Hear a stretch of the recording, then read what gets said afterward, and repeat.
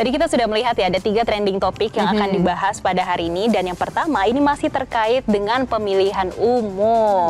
Yaitu terkait dengan real count dari Komisi Pemilihan Umum yang masih ditunggu-tunggu oleh masyarakat. Oke, update real count-nya seperti apa. Kemudian juga ramai menjadi perbincangan warganet adalah soal aplikasi Sirekap yang katanya memang ini sempat bermasalah begitu ya. Ini juga tengah menjadi pencarian tertinggi dari masyarakat, dan juga KPU ini pastikan Sirekap tidak akan ditutupi ya, dan tetap dapat diakses oleh masyarakat untuk mengetahui perkembangan terbaru hasil pemilu 2024. Iya, dan KPU juga berkomitmen untuk terus memanfaatkan keunggulan Sirekap untuk menciptakan pemilu yang profesional dan memberikan kemudahan bagi masyarakat untuk mengakses segala informasi. Betul. Nah, KPU ini kembali menegaskan bahwa hasil yang ditampilkan KPU dalam Sirekap merupakan hitung langsung atau real count, namun bukan hasil akhir pemilu 2024 begitu. Nah, itu tadi soal Sirekap, berbagai permasalahannya, harusnya evaluasinya seperti apa gitu kan. Dari pemilu-pemilu sebelumnya seharusnya bisa belajar. Ada juga bernama Situng ya, tapi ini berbeda dengan Sirekap yang sekarang, yang sepertinya kok nampak ya banyak kesalahan input data dan lain sebagainya seperti itu. Nah, kemudian kita pengen tahu juga nih ya, dengan pencarian trending di real count ini, ada juga terkait paslon yang mengungkapkan bahwa mengantongi dugaan kecurangan gitu ya saat Pilpres 2024 ini. Memang terkait kecurangan ini mencuat ya begitu selesai pemilu pada pencoblosan 14 Februari.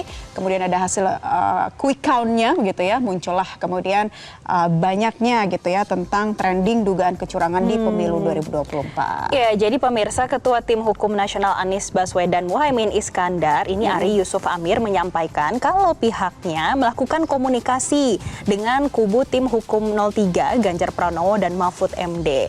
Ia menyebut kalau saat ini sudah ada yang menjembatani komunikasi antara Tim Hukum 01 dengan 03. Yang mana Ari ini menyebut temuan yang disampaikan kubu 01 akan diinformasikan melalui tim perantara, dan kedua pihak bertekad untuk menghadirkan pemilu yang jujur dan juga adil. Baik. Nah, Jessica, sebelum kita membahas lebih jauh lagi begitu ya tentang kecurangan pemilu, kita kembali mengingatkan pemirsa hingga pukul 13 waktu Indonesia Barat siang ini, real count Pilpres 2024 di situs kpu.go.id menunjukkan perolehan suara paslon nomor urut 1 ya, ini kita lihat ya di layar 24,08% dengan jumlah 26.339.178 suara. Kemudian paslon nomor urut 2 58,91% dan paslon nomor urut 3 17,01%. Kemudian total suara yang masuk mencapai 74,67% dari 614.673 TPS. Berarti kita akan terus tunggu ya bagaimana prosesnya, karena sampai sekarang ternyata masih 74% yang datanya masuk ke Komisi Pemilihan Umum. Oke. Nah, kita dengar lagi juga mengenai hak angket begitu ya, yang sekarang mengemuka. Jadi Capres Ganjar kemudian sedang ramai nih ya menyuarakan hak angket DPR untuk mengusut dugaan kecurangan gitu ya. Nah, ini begitu mengemuka. Dan apa sih hak angket DPR gitu ya? Hak angket DPR ini adalah hak dari DPR RI untuk melakukan penyelidikan terhadap pelaksanaan satu undang-undang, kebijakan pemerintah yang berkaitan dengan hal penting, strategis, dan berdampak luas pada kehidupan masyarakat. Oh ya, dan hak angket ini diatur dalam Undang-Undang Nomor 17 Tahun 2014 terkait Majelis Permusyawaratan Rakyat, Dewan Perwakilan Rakyat, Dewan Perwakilan Daerah, dan Dewan Perwakilan Rakyat Daerah. Dan ini ada isinya di pasal 73. Tentunya untuk hak angket DPR ini harus ada syarat-syarat yang dipenuhi. Setidaknya ada 4 syarat. Yang pertama, wajib diusulkan minimal 25 anggota DPR dan lebih dari 1 fraksi. Kemudian yang kedua, pengusulan hak angket harus disertai dengan dokumen yang memuat setidaknya materi kebijakan dan pelaksana undang-undang yang diselidiki dan alasan penyelidikan.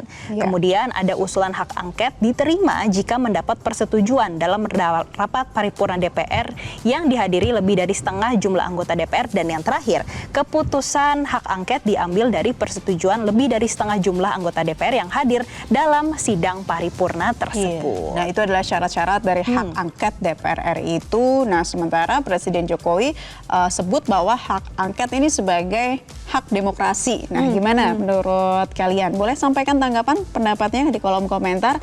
Dan sementara ada juga nih 100 tokoh yang menyatakan penolakan terhadap hasil Pilpres karena dinilai curang, ya, kecurangannya secara terstruktur, sistematis dan masif atau TSM begitu. Nah, para tokoh menilai pelaksanaan Pilpres 2024 berlangsung menyimpang jika dilihat dari ketentuan hukum dan perundang-undangan yang berlaku. Jadi ada 100 tokoh yang menyuarakan begitu ya, bahkan mereka mengatakan bahwa kecurangan ini dimulai sebelum pemungutan suara begitu ya, saat jauh sebelum begitu ya, saat pemilu seperti itu. Nah, tapi kalau kita simpulkan nih ya, ada yang pro hak angket untuk kecurangan pemilu 2024. Ini yang pertama, ada Ganjar Pranowo yang mengajukan hak angket terkait dugaan kecurangan pemilu 2024. Yeah. Kemudian ada Anies Baswedan yang juga menyambut baik nih pemirsa wacana hak angket di DPR yang diusulkan Ganjar sebagai sikap dugaan kecurangan pemilu 2024. Oke, ada yang pro, ada yang kontra, tapi apa kata warga ya, apa kata masyarakat seperti itu ya. Nah, wacana pengusulan hak angket pemilu ini kian ramai diperbincangkan dan kita pengen dengar juga nih apa sih tanggapan dari masyarakat terkait hak angket ini. Boleh kita tampilkan? Ya, saya kira itu perlu ya, karena memang di DPR melekat hak angket ya.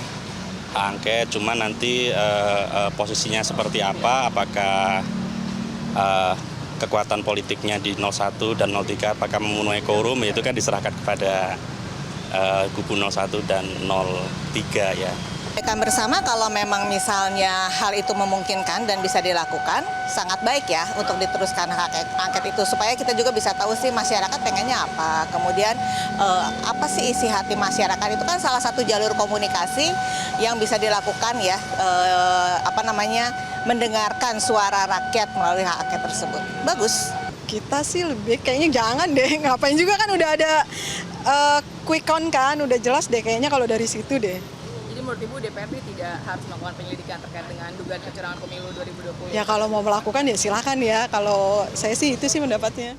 Iya pemirsa, proses rekapitulasi di salah satu PPK Surabaya sudah berjalan 30% hingga 40%. Dan proses rekapitulasi berjalan kondusif dan dihadiri saksi serta pengamanan dari polisi dan TNI.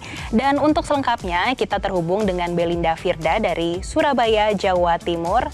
Belinda, halo, selamat siang. Halo, siang. Ya, siang Belinda. Belinda bisa diinformasikan bagaimana sih proses rekapitulasi di PPK Wonokromo, Surabaya? Proses rekapitulasi di PPK Wonokromo ini berjalan kondusif, pemirsa. Jadi proses rekapitulasi ini sudah berlangsung sejak hari Minggu dan masih berlangsung hingga hari ini. Ini diperkirakan dari pernyataan Ketua PPK Wonokromo, jadi proses rekapitulasi surat suara manual ini sudah berjalan sekitar 30%. Ini terbagi di 3 panel. Jadi kalau di PPK Wonokromo ini berdasarkan dari jumlah TPS di masing-masing kelurahan begitu. Jadi satu panel terdiri dari 2 kelurahan. Hal ini dilakukan untuk memudahkan proses dari rekapitulasi surat suara itu sendiri. Dan memang diketahui kalau di Wonokromo ini berjalan kondusif karena memang ada tim dari kepolisian dan juga TNI yang terus menjaga kondusivitas proses perhitungan atau proses rekapitulasi di sini. Jadi memang di PPK Wonokromo sendiri ini terdiri dari 6 kelurahan dan di dalamnya ada 446 TPS. Dan juga kendala yang dialami memang tidak begitu berarti, cuman sangat berdampak begitu disebutkan oleh Ketua PPK di sini.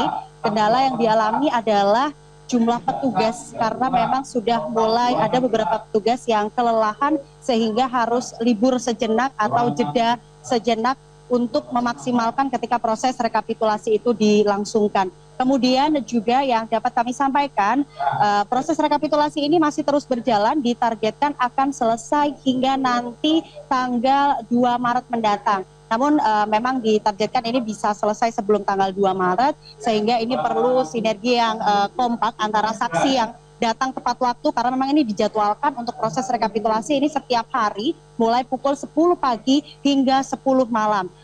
Setidaknya itu untuk proses rekapitulasi ini ternyata di Surabaya tidak bisa berjalan semua karena masih ada 10 TPS di kota Surabaya yang akan melakukan proses pemungutan suara ulang. Nah, hal ini terbagi jadi 2 bagian. Ini artinya ada 8 TPS di Surabaya Barat yang akan melakukan pemungutan suara ulang. 8 TPS ini disebabkan karena adanya surat suara calon legislatif yang tertukar. Sementara untuk 2 TPS lainnya berada di Surabaya Barat, ini harus melakukan pemungutan suara ulang karena ada pemilih yang tidak terdaftar di DPT maupun DPTB. Sekian laporan dari Surabaya, kembali ke studio. Baik, terima kasih Belinda atas laporan Anda langsung dari Surabaya, Jawa Timur.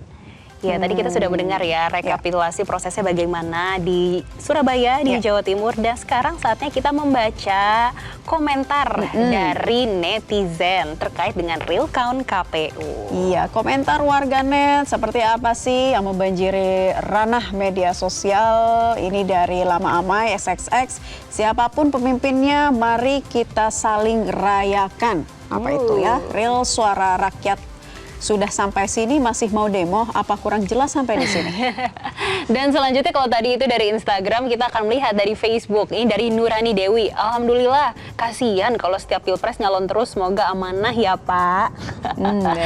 Dan selanjutnya dari Dedes Syah Putra, makan siang gratis jadi dong. Gitu ya, jadi nggak nih makan siang gratisnya? Kalau ini dari Ade Hidayat, belajar jadi anak bangsa yang pintar dan cerdas, jangan mau diadu domba. Kemudian dari ada Aisyah nggak dari Zulfaktor ya, udahlah terima aja, memang seperti itu dari awal hasil quick count-nya. Memang kalau misalnya kita lihat tadi sudah ada usulan untuk hak angket, ada yang pro dan juga ada yang kontra terhadap hak angket kecurangan pemilu di 2024. Kalau untuk yang kontra ternyata ini ada beberapa pihak nih. Yang pertama dari Komisi 2 DPR RI, ini disampaikan Gus Pardi Gaus yang berharap kalau dugaan kecurangan Pilpres 2024 ini tidak dibawa ke ranah politik karena dugaan kecurangan ini bisa dilaporkan ke penyelenggara pemilu seperti Bawaslu dan juga Gakumdu. Itu yang pertama. Kemudian yang kontra lagi nih dari Partai Golkar karena ini langsung disampaikan oleh Ketum Partai Golkar Erlangga Hartarto yang memastikan kalau Golkar akan menolak hak angket DPR untuk menyelidiki dugaan kecurangan pemilu 2024. Ada lagi pihak ketiga, Partai Demokrat. AHY menyampaikan mekanisme penggunaan hak angket DPR dalam menyelidiki dugaan kecurangan pemilu adalah hak partai politik dan warga negara. Dan ia menyampaikan tapi tidak ingin terjebak dan terlalu carut-marut dalam isu-isu semacam itu. Nah itu dia ya tanggapannya mengenai dengan hak angket. Ternyata ada yang pro, ada yang kontra. Kalau kalian sendiri seperti apa? Pro atau kontra? Coba kalau di TikTok apakah ada yang memberikan komentar? Banyak sih, tapi kan saya harus pilih-pilih nih. Komentar-komentar yang, ternyata masih banyaknya tuh soal beras. Nanti ya di segmen berikutnya kalau soal beras. Nah, kalau di Facebook ini juga beberapa ada yang memberikan komentar nih masih terkait dengan hak angket. Ini ada yang menyampaikan mantap. Ada juga dari April nih dari TikTok katanya setuju hak angket, katanya lewat MK dan Bawaslu percuma. Kemudian ada lagi nih yang memberikan komentar masalah-masalah kecil katanya. Kemudian ada kalau di sini tuh lebih banyak yang memberikan absennya sih kalau di sini, kalau di Facebook ya.